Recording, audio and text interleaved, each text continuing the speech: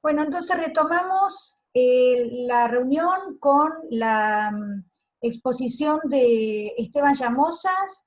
Lo vamos a presentar para los que no lo conocen. Esteban es doctor en Derecho y Ciencias Sociales por la Universidad Nacional de Córdoba y tiene un diploma de estudios avanzados por la Universidad Complutense de Madrid.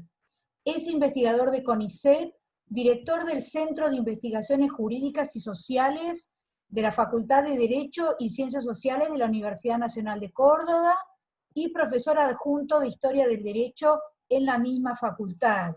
Sus temas de investigación se vinculan a la historia de las ideas jurídicas y de la enseñanza universitaria en la Córdoba de los siglos XVIII y XIX.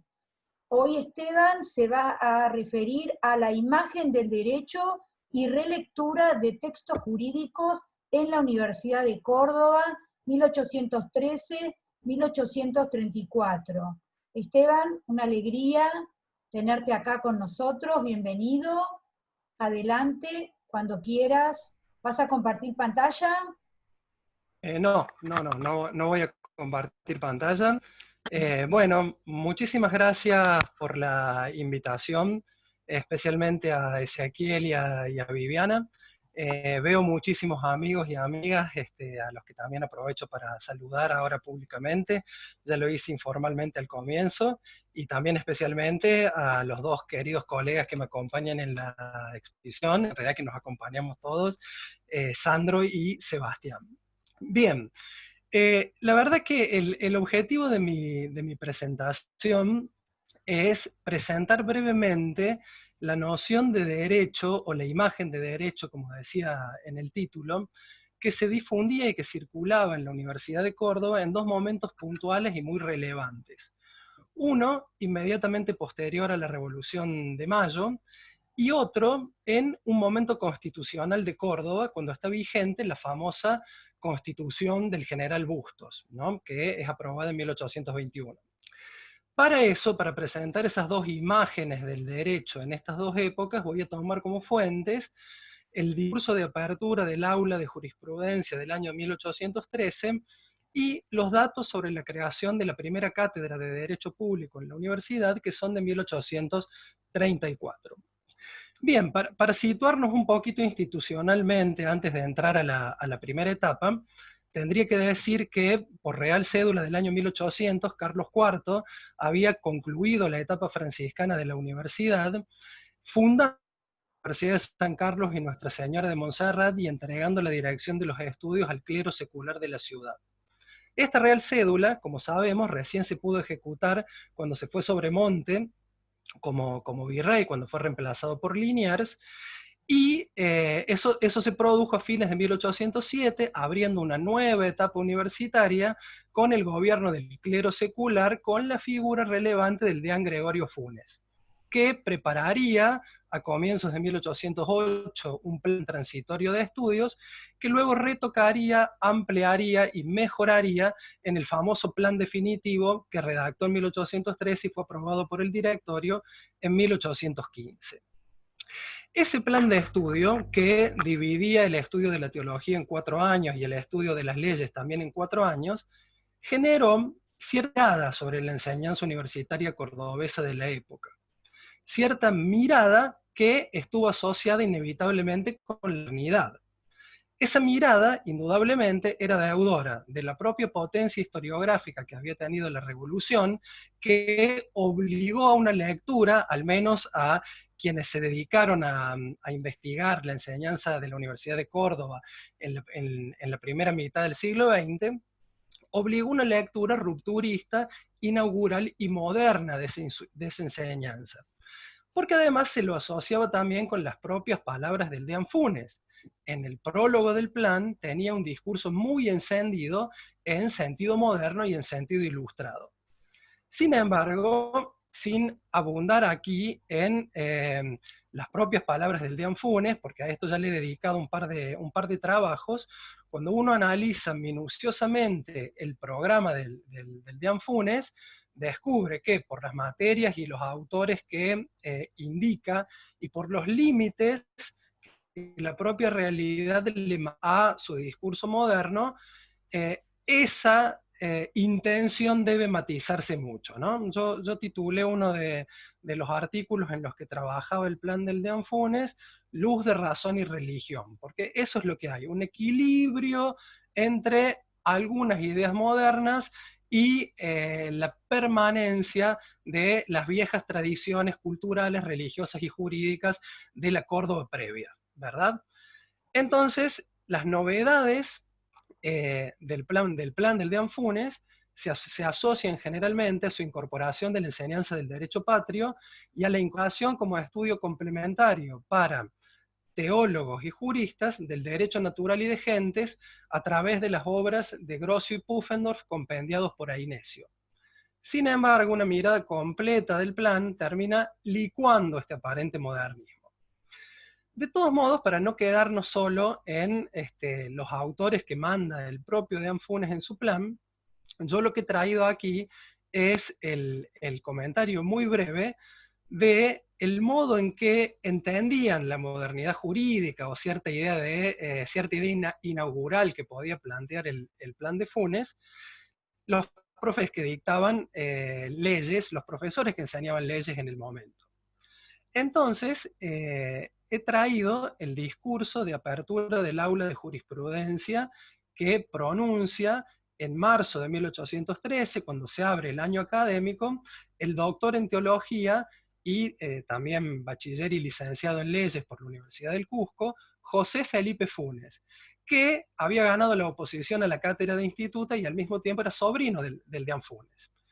Él, cuando se ve en la obligación de inaugurar el año académico, en un ambiente de convulsión política, porque se acaba de inaugurar la Asamblea General Constituyente de 1813, él presenta un discurso muy rico para analizar, que está basado en tres ejes: el origen de las leyes y la justicia, los errores de los filósofos antiguos y modernos, y la justificación de la libertad americana. Para explicar muy brevemente, la idea que tiene José Felipe Funes sobre la ley, textualmente, es esta: la ley se apoya en la religión y tiene por objeto conservar el orden exterior de la sociedad. A muchos ha confundido el discurso de apertura porque, al mismo tiempo, una presentación, si se quiere, de raíz trascendental del derecho, de raíz ius naturalista del derecho, al mismo tiempo está matizada con expresiones sobre los derechos del hombre, sobre la voluntad general de la nación, sobre el pactismo. Entonces muchos han también visto allí alguna influencia de Rousseau o de ideas más modernas. Sin embargo, cuando uno analiza el discurso completo y no algunas frases que están salpicadas a lo largo del discurso y que presumiblemente tenían la intención de agradar al público de Buenos Aires porque pensaba publicar el discurso en Buenos Aires ante un público que suponía más moderno, pero lo que digo es que cuando uno analiza completamente el discurso, se da cuenta que toda su raíz y todas sus fuentes son tradicionales, porque al mismo tiempo que indica las referencias a la voluntad general de la nación para sancionar la norma, en el párrafo siguiente, cuando habla de los deberes de los pueblos en un sentido corporativo, y luego explica, al tratar el derecho positivo, que éste se prepara con las discusiones de los doctos y se sazona con el voto de los varones prudentes. Es decir, existe lo que uno podría mirar, si lo mira sin matices, como una contradicción en sus términos, pero que sin embargo aquellos que venimos estudiando hace tiempo este periodo, entendemos como ese enorme esfuerzo de mixtura, de relectura y de adaptación de las ideas modernas a la propia realidad cultural del lugar donde enseñan, que hacen no solamente los profesores cordobeses, sino casi todos los miembros de la élite política de Córdoba. Otro dato importante para entender el discurso es el modo en que se refiere a los filósofos de la Ilustración, ¿no?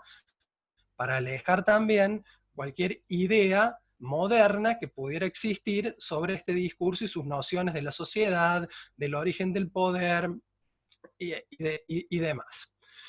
Cuando escribe atemorizado por las consecuencias de la Revolución Francesa, José Felipe Funes dice que la inaudita Revolución de Francia que va cundiendo por todo el globo es obra privativa de los filósofos.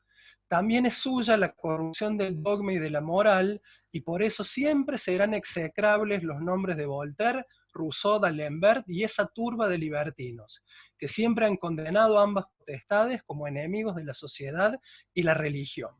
Y evidentemente el remedio contra el libertinaje de los filósofos era la rígida moral del Evangelio. Lo que acerca, y lo que claramente nos explica que José Felipe Funes está inserto en la vieja línea teórica que domina las universidades de la etapa franciscana, que es el rigorismo moral, que impide cualquier intento de flexibilizar la norma como considerándolo un peligro para la obediencia.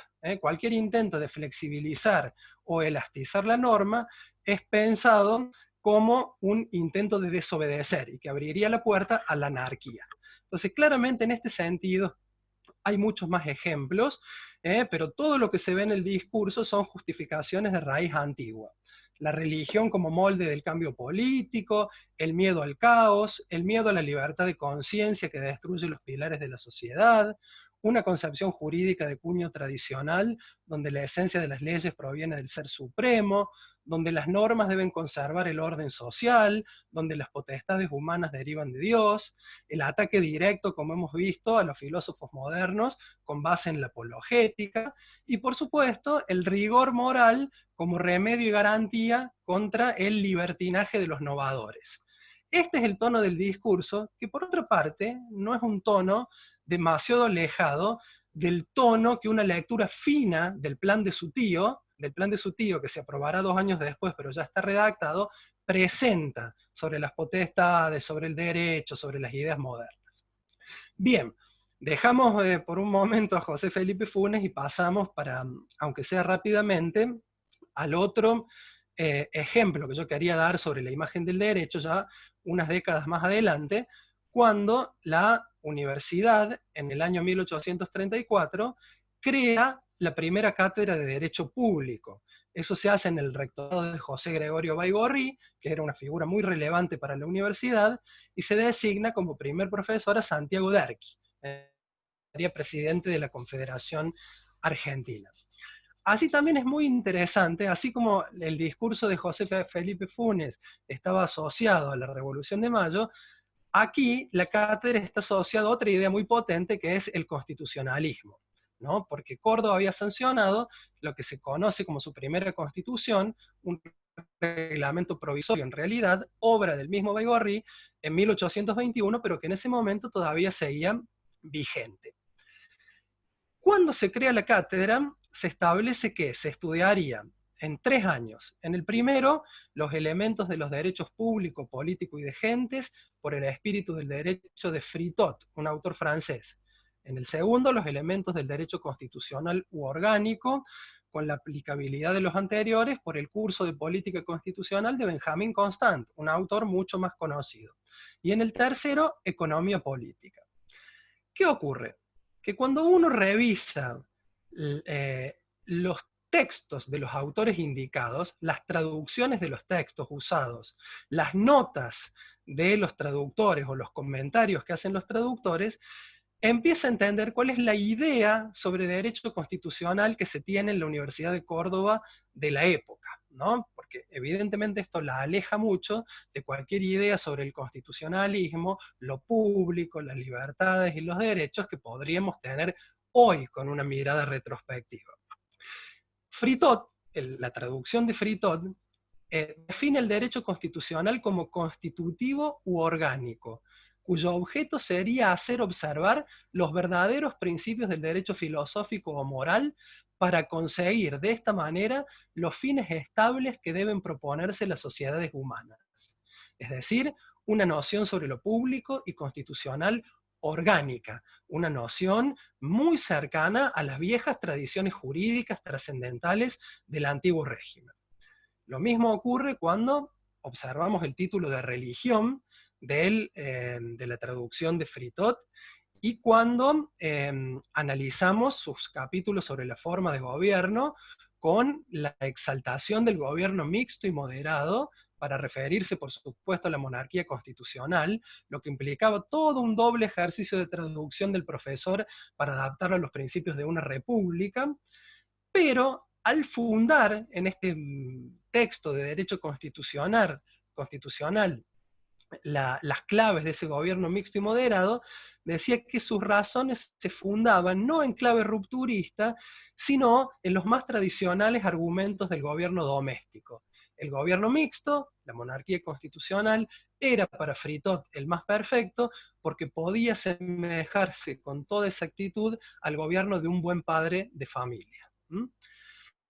Con Benjamin Constant, que es un autor mucho más conocido que Fritot, francés también, asociado indudablemente al liberalismo individualista de comienzos del siglo XIX, podríamos suponer que con la utilización de su texto en la enseñanza, serían estos los principios que se habrían difundido desde esta nueva cátedra cordobesa de Derecho Público.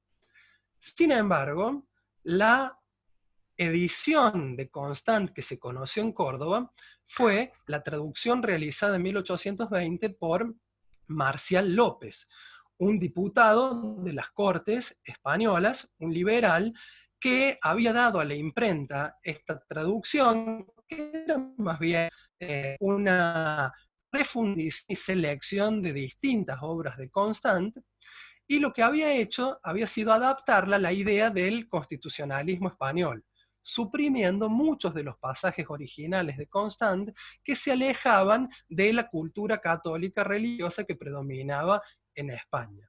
Su objetivo claramente era divulgar los principios constitucionales cuando se estaba iniciando el trienio liberal en España en 1820, ¿no? Una época de la que el doctor Martiré sabe mucho y al que hemos escuchado muchas veces exponer. Ese libro, entonces, y aquí ya entramos en cuestiones muy interesantes sobre quién es el autor de las obras tipográficas del antiguo régimen, o bueno, aquí de estas primeras épocas, de estas primeras décadas de tiempos contemporáneos. Porque claro, es Constante el autor, es el traductor que ha seleccionado, ha refundido, ha comentado. Claramente la versión es distinta, porque cuando uno lee lo que dice López y por lo tanto lo que enseñan Derqui y Baigorri en Córdoba, claramente lo puede identificar en el llamado constitucionalismo católico que también han dado autores como Marta Lorente. Hay una referencia constante del traductor a los pueblos como sujetos políticos, al rey como padre de los pueblos y a las antiguas leyes fundamentales españolas como garantía de las libertades. Y hay una encendida defensa de la intolerancia religiosa, porque abrir el juego a la tolerancia es disolver la identidad de la nación, es abrir el juego a la anarquía y a la disolución de la sociedad o de la constitución material de la sociedad tal como se la entiende. Bien, para cerrar entonces, porque no sé muy bien cómo voy de tiempo, pero cierro con un último párrafo, y ya abrimos la conversación. La Universidad de Córdoba entonces venía dando ejemplos desde su primer plan de estudios patrio, el del Deán Funes, de un modo de difundir las novedades bajo el amparo del orden conocido, debilitando así su potencialidad disruptiva. Derechos del hombre, pero impugnación del filosofismo. Razón y religión. Y un racionalismo de Ainesio, pero teología intolerante de Balsechi, que es un autor que manda el Deán Funes. Apelación a la ley general, pero sujeción a principios divinos. Libertad política y terror a la anarquía. Este entrenamiento en la mixtura de los universitarios cordobeses, este largo ejercicio de relectura y traducción de las novedades, siempre fue dependiente de una cultura de raíz religiosa que garantizaba el orden y alejaba de esta manera el caos. Y esa garantía de orden requería una intolerancia constitutiva, una intolerancia religiosa en el sentido que estoy explicando. Bueno, me quedan evidentemente muchas cuestiones interesantes, pero como entiendo que estoy ya en el tiempo que me he pasado, finalizo aquí para permitir la conversación y responder preguntas en todo caso. Bueno, muchas gracias Esteban, muchas gracias por haber hecho uso correcto del tiempo. Y ahora abrimos el espacio de comentarios y preguntas. Les pedimos por favor que usen el dispositivo de levantar la mano y que sean por favor muy concisos y muy concretos para darle tiempo a todos los que quieran preguntar y para que podamos despedirnos como corresponde y no que se nos corte el Zoom sin poder saludarnos. Así que bueno, veo que hay una pregunta del doctor Abasolo. Adelante, doctor. Lo voy a hacer bien breve. Me imagino que estarán todos tan entusiasmados como yo. Les agradezco a los 3 excelentes colegas de nuestro instituto, que con sus estilos, sus preocupaciones y su trayectoria académica nos han ofrecido una magnífica exposición, que nos quedamos con sabor a poco. Hago la aclaración para los 3 y los estoy viendo. Incluso también me anticipo a pedirles la generosidad que sé que ustedes tienen, de ofrecer sus trabajos ya publicados y su mail, porque me imagino que varios colegas querrán entrar en contacto con ustedes para ampliar sus puntos de vista.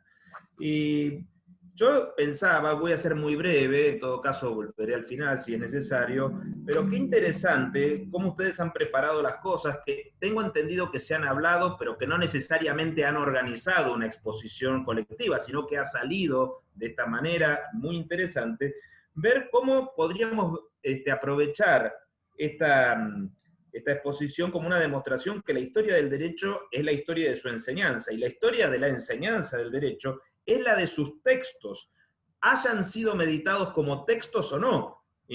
A mí me fascinaría si pudiesen ampliar, aunque sea brevemente, algunas cosas, incluso a veces pueden ser detalles, ¿no? Pero este tema de los traductores, la selección de los textos, la circulación, lo que decía Sebastián acerca de Meiner y cómo se sobredimensiona un texto. Entonces, y lo último también que ha dicho Esteban, digamos, a los 3 les pediría si pueden ampliar algo en esta línea, porque realmente es fabulosa. Cómo se resignifican los textos, entender que los textos funcionan en una cultura y que además se resignifican, se anotan, se editan, se fragmentan y digamos, frente a esa imagen tradicional de una secuencia de autores que parecen imperturbables, hay toda una adaptación y transformación. Muchas gracias a los 3 por habernos compartido sus conocimientos. Bueno, para organizarnos un poco, para los expositores, les cuento que hay una pregunta del doctor Martiré, una de Ana Clara Lesman, una de Agustín Parise y una de Charles Barkley. Así que los escuchamos, pero también cortito, conciso. No sé quién. Bueno, muchas gracias. Yo en primer lugar quiero felicitar a los 3 expositores y me adhiero a las palabras de Abasolo. Realmente hemos quedado con las ganas, porque los 3 están llenos de conocimientos que el tiempo nos ha impedido alcanzar. Pero 2 o 3 preguntas. Con respecto al doctor Terraño, Aneiros, profesor Aneiros, que usted ha llamado es el obispo. Sí, es que después va a ser arzobispo de Buenos Aires. Es el mismo. Sí, también va a producir un texto en el otro periodo, pero ya desde otro enfoque, superando esta visión jansenista que mencioné. Sí, pero es el que va a ser arzobispo. ¿Y usted no podría decir 2 palabras sobre el nacimiento y muerte de la enseñanza durante estos años últimos que terminan en el 55? ¿De la época peronista? Sí. Bueno, muy poco. Eso, la verdad que es un trabajo de archivo que evidentemente en este momento no lo pude hacer. Lo que puedo decir es que cuando se restablece la enseñanza religiosa en el gobierno peronista, se incluye dentro de ese, digamos, de ese paquete la enseñanza del derecho canónico en la facultad. Hay un discurso de inauguración, pero hasta el año 50 no encontré que se haya nombrado profesor.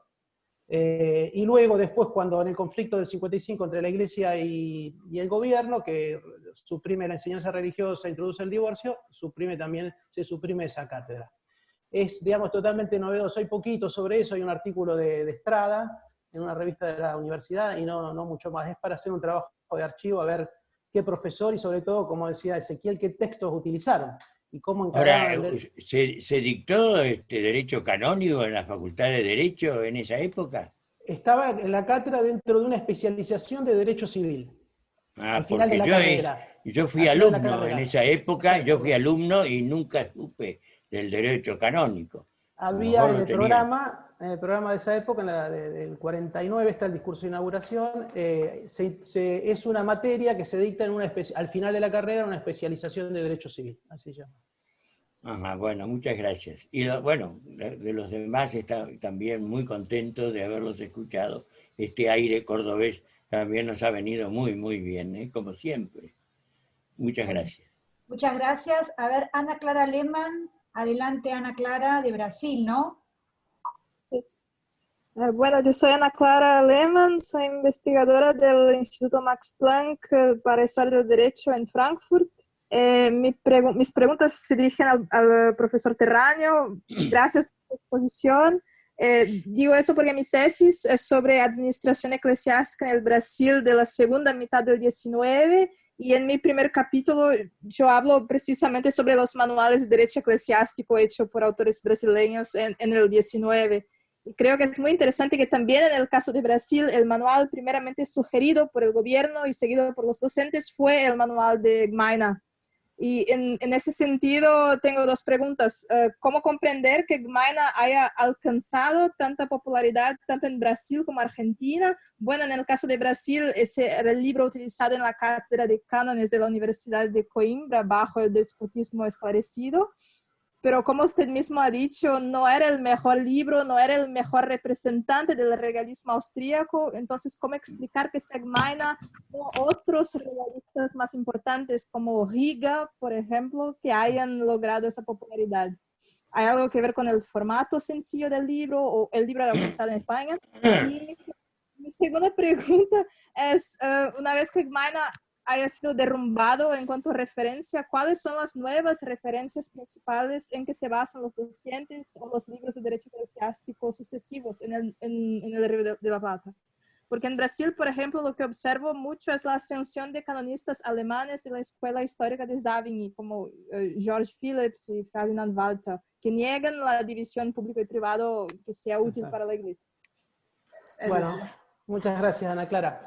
Sí, la verdad que es como lo que señalé, no sé, no termino de entender por qué optaron por este autor. Lo que se trataba era de dar un fundamento ideológico a la intervención de los nuevos estados en las relaciones Iglesia y Estado. Ese es el principal argumento. Es verdad, se usaba en la Universidad de Coimbra. Hay un intento de utilizarlo en España, pero es rechazado, luego del trienio liberal, no logra imponerse. Y en el resto de los países de Hispanoamérica, hasta donde yo indagué, no se usa su derecho público eclesiástico, se usa su historia eclesiástica, sí, también jansenista, que trata de justificar a través de la historia la apropiación de la potestad de jurisdicción del Papa. Pero sí, no es un canonista relevante, evidentemente ha tenido, o sea, por ahí no es una respuesta demasiado académica, pero ha tenido suceso. No sabía que en Brasil, sí, en Coimbra me consta, pero en Argentina no sabía que era en Brasil. Y luego, en la segunda, no te puedo dar una respuesta cabal. Por ahí, en cuanto a el segundo texto en el Río de la Plata, es que se impone una obra en toda Hispanoamérica, que es la que señalé, la de Justo Donoso, que ya supera la separación entre derecho público y derecho privado, y todos en los institutos eclesiásticos y en las universidades se va a utilizar esa obra que ya supera incluso las posiciones jansenistas. En Hispanoamérica la obra hasta 1917 de derecho canónico son las instituciones de derecho canónico americano de Donoso, sin duda. Se va a imponer sobre todas las demás. Bueno, muchas gracias. Nos quedan 6 minutos para contestar y responder a una pregunta de Agustín Parise, de los Países Bajos, y de Charles Bartlett, de Harvard. Adelante, Agustín. 6 minutos para todo. Muchas gracias a los expositores. Y le quería preguntar a Sandro si él, al ver a Tejedor, si encontró algo de Edward Livingstone, que había trabajado sobre la pena de muerte y que había sido considerado en Brasil y en otras partes de América Latina y me llama la atención no verlo entre la bibliografía. Entonces, la pregunta específica es si encontró algo con relación a la pena de muerte, que sabemos que Tejedor elaboró sobre el tema, y si específicamente miró a Livingstone, que abogaba porque se termine la pena de muerte. Gracias. Perfecto. Muchas gracias por la pregunta, Agustín. Sí, exactamente. De Edward Livingstone, él cita el Código Criminal de Luisiana. ¿No? Son un montón de fuentes, muchísimas, ¿no? Pero la verdad que es muy interesante. Livingstone, él lo menciona varias veces. Yo lo tengo ya en el listado, ¿no? Yo lo que saqué es una selección. Es más, cita tantas cosas que el mismo Miner también lo cita, Tejedor, ¿no? Y una cosa interesante, ya que me das pie, ¿no?, para esta pregunta. Justamente Tejedor se interesó mucho por el tema de la mujer, y saca a la mujer de la pena de muerte, ¿no?, que esto es algo muy avanzado, incluso comparado con la antigua legislación castellana. O sea que la mujer, por cualquier delito que merezca la pena de muerte, se la saca, y va a reclusión perpetua, presidio o penitenciaría. Pero sí, es verdad, menciona a Livingstone acá. Muy bien. Gracias, Sandro. Y ahora Charles Bartlett. Hola, Charles. Hola, gracias. Gracias a los tres expositores, fue muy interesante. Tengo una cuestión de Tejedor también. Mencionó el desuso en el contexto de las leyes relativas a la prostitución. Y si lo ha estudiado, me interesaría mucho saber más del desuso en la obra de Tejedor de manera más amplia. Porque el desuso puede ser una noción complicada, yo creo, cuando se habla de fuentes legales, especialmente algunos de la antigüedad. Y entonces, si pudiera preguntar, ¿se menciona mucho el desuso en las discusiones de Tejedor sobre el derecho romano en la antigüedad? Sí, o desuetudo en latín. Muchas gracias. Bueno, muchas gracias, Charles, por la pregunta. Bueno, respecto al derecho romano, Tejedor menciona la ley de las 12 tablas, menciona Ulpiano, pero a través de las institutas de Justiniano. Después, por ejemplo, menciona también otros autores que citan el derecho romano, y es muy interesante, ¿no?, cómo él, por ejemplo, recoge de Cayo Gallo la instituta, también, directamente. Quiero aclarar, ¿no?, que algunos autores que yo hice la selección los menciona por otros libros que mencionan otros autores, ¿no? A ver, estoy viendo acá el listado, que es un listado grandísimo, ¿no?, que es la primera vez que se hace un listado de todos los autores mencionados por Tejedor, la legislación patria, también, legislación extranjera, textos legales romanos, bueno, el Cuerpo de Derecho Civil, el Código Justiniano, el Digesto, las instituciones, la Ley de 12 tablas, la Ley Cornelia, la Ley Julia y la Ley Pompeya. Eso, digamos, lo que se refiere a la legislación romana, Tejedor. Bueno, gracias, Sandro. Yo una pregunta. Esteban, adelante. Sí, perdón, Viviana, quería aprovechar comentar sobre la pregunta inicial que hizo Ezequiel, asumiendo un poco. Ezequiel habló de la importancia de los textos en la enseñanza, y es fundamental, realmente es fundamental. Yo he empezado a trabajar hace tiempo con esta idea de la obra colectiva, de que es muy difícil saber quién es el autor de uno de esos textos que se enseñan, y con un concepto que, bueno, que se ha puesto en boga hace algún tiempo, que es el de traducción cultural y el de traducción jurídica, ¿verdad? Porque es muy interesante el proceso que se hace y la manera en que se terminan reelaborando ideas. No solamente hay una traducción, en el caso de los dos libros que presenté yo en la cátedra de Constitucional, del francés al castellano, sino que además hay una traducción de textos pensados para monarquías constitucionales a contextos republicanos. Y además hay una traducción de principios liberales, de un modo de entender las libertades y los derechos, a contextos de fuerte sentido trascendente. Entonces, esas reconversiones, el procedimiento que hacen, no solamente los traductores y los comentaristas, sino además el profesor que los enseña, me parece que es fundamental para entender la circulación de ideas en estos momentos del siglo XIX. Así que bueno, gracias Ezequiel por la pregunta y el comentario. Muchísimas Bueno, gracias. Muy gracias interesante. Esteban. Yo tengo una pregunta para Sebastián, pero se la voy a mandar por mail porque nos quedan 3 minutos. Por mi parte, agradecerles a los 3 expositores que desarrollaron este tema tan bien, tan interesante, en una forma tan erudita, pero a la vez tan fácil, y agradecerle a todos los que estuvieron presentes, y decirles que esta semana nos encontramos de vuelta el jueves, en una exposición de la doctora Ana Brisa Oropesa, de México, sobre los programas de historia del derecho en México. Así que yo los despido, lo dejo al doctor Abasolo para que cierre. Bueno, les agradezco. Veo por las dudas hay un mensaje de Sebastián Perrupato para ponerse en contacto con Esteban. Después te mando el contacto. Y esta también es nuestra misión y nuestro estilo, integrarnos en la red. Bueno, no me queda nada más que agradecerles nuevamente. Una magnífica jornada, aprendimos mucho y, siguiendo también lo que decía Eduardo Martínez, nos vamos con sabor a poco, porque dieron tanto y sabemos que todavía tienen mucho más. Muchas gracias a los 3 y muchas gracias a todos nuestros asistentes.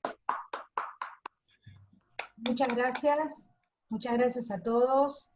Nos vemos en la próxima. Bueno, hasta luego, muchas gracias por la invitación. Hasta luego, gracias a todos. Gracias, Arias.